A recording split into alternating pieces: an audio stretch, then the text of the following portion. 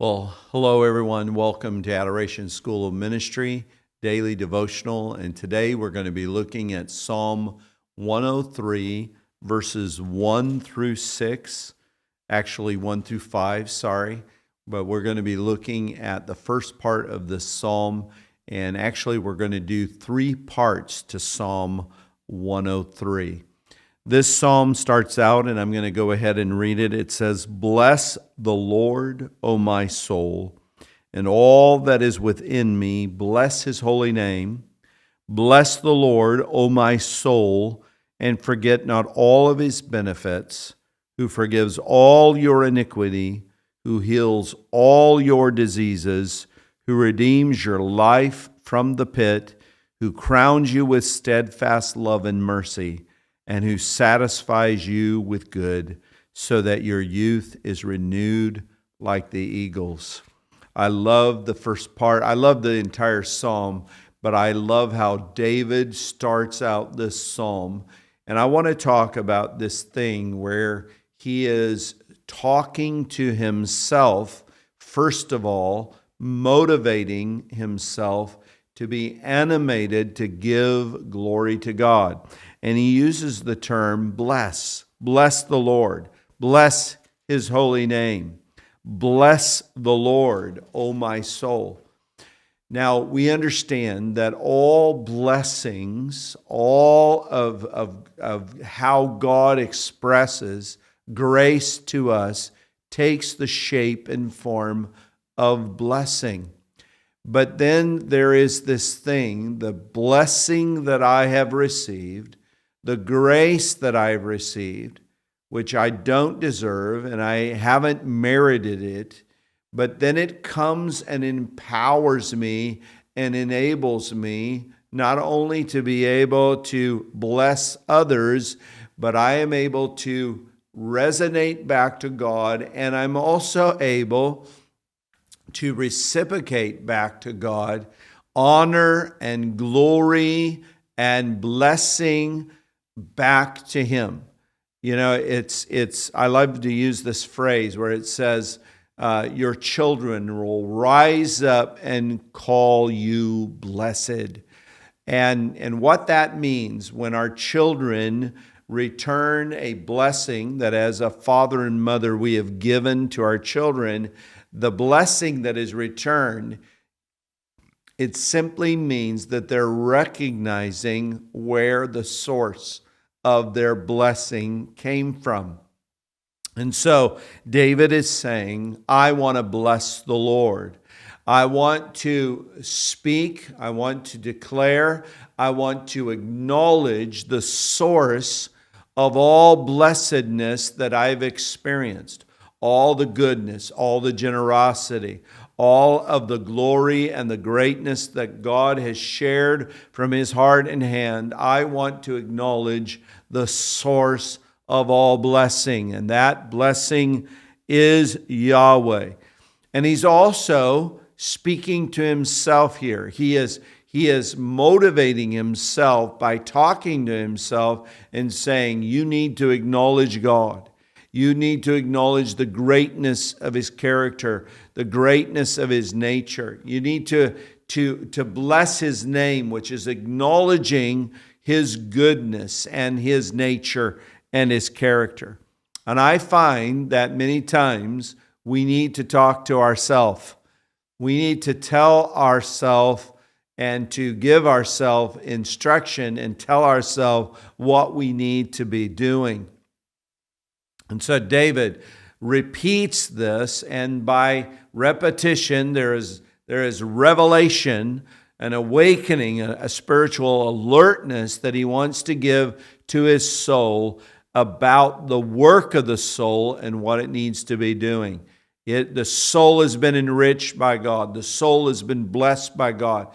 The soul has had a revelation of the grace of God, the goodness of God that has come to it. And he said, now, soul, you need to rise up and acknowledge the source of that blessing and bless the name of the Lord.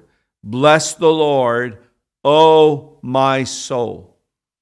And I just want to pause here, and I don't want to overemphasize it, but I do want to make sure that we don't miss it. There is a spiritual discipline that we need to take responsibility of the work of our soul, and to shape our soul to be a soul that is ready to give thanks to God, that is praying without ceasing. I've been teaching in our church fellowship about giving God thanks in all circumstances, praying without ceasing, rejoicing evermore. We've been in 1 Thessalonians chapter 5 in those instructions that Paul gave the people of God. And I feel like this is a part of spiritual formation and God shaping the soul. And our soul needs to be reminded, our soul needs to be disciplined to say, this is what the soul needs to be doing. You need to be focused upon God and focused upon God's heart and making eye contact with God throughout the day, acknowledging Him in all of your ways, and knowing that He's involved in your life, knowing that He is leading and guiding and shaping your life. Acknowledge Him for who He is, the source of all blessing. And then he tells his soul, this is the reason why you need to be blessing God, worshiping God, honoring God, acknowledging the source of all blessing. Because if you're not careful, you can forget His benefits. And David uses this phrase, all of His benefits, who forgives all your iniquities, who heals all your diseases. He wants to say, the nature of God's salvation has been comprehensive. Look at the scale and the scope, the greatness of God's salvation, and what are the benefits and the aspects of all that He has done for you. Don't fail to acknowledge all of what He's done. And so, remembrance, the power of remembrance, restores to us a heart of gratitude.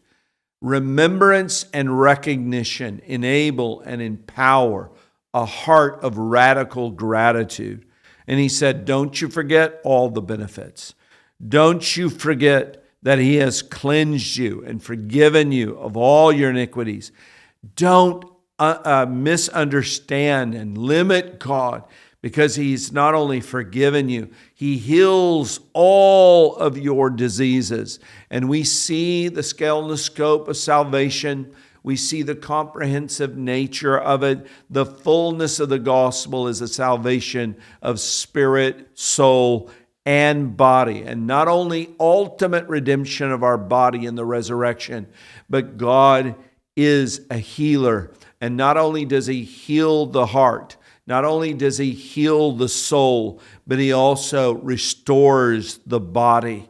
And He is the one who was wounded for transgressions, bruised for our iniquities, and the chastisement for our wholeness, spirit, soul, and body, was upon Him. And by those stripes that He received, we are healed. So David said, all the benefits, don't forget them. They include spiritual benefits, but also very natural manifestations of the benefits of the covenant. He heals our diseases. He redeems our life from the pit.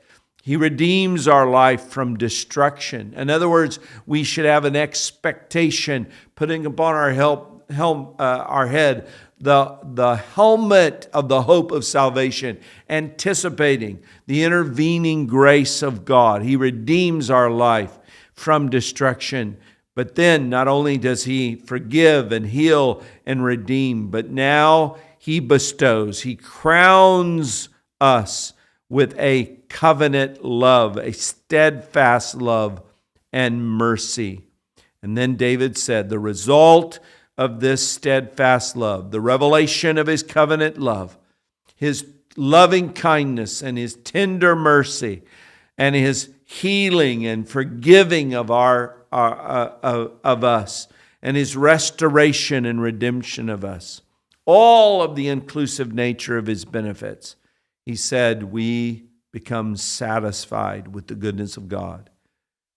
We are satisfied with the graciousness and the goodness of God. And the result is the fruit and effect of us tasting of the Lord and knowing that He is good, is that our youth is renewed like the eagles. And this is a much deeper teaching, but birds go through a molting process where they lose their feathers that are actually the feathers that are necessary and needed for flight. And so they lose their navigating and flying feathers. But they go through a molting process, but then they regrow them. And they regrow them, and they're larger, and they're renewed. And so David gives the imagery of a bird that has lost all of its feathers in a molting process, or the majority of their feathers, but then they are renewed, and they look as if they are young again. And this is what God is trying to say. I can renew your strength. I can give you not only strength for the journey, but I can renew you in a way in which there is a freshness and a renewal strength that comes to you that allows you to go further and farther in God's purpose for your life. That is the benefits of salvation. Renewal and redemption, spirit, soul, and body. He strengthens us with divine might. Life from the inside out. And that life on the inside, that Zoe life of God, should be affecting every aspect of our being. That's the goodness of God. Oh, bless the Lord, oh my soul. Do not forget any of His benefits. Bless you.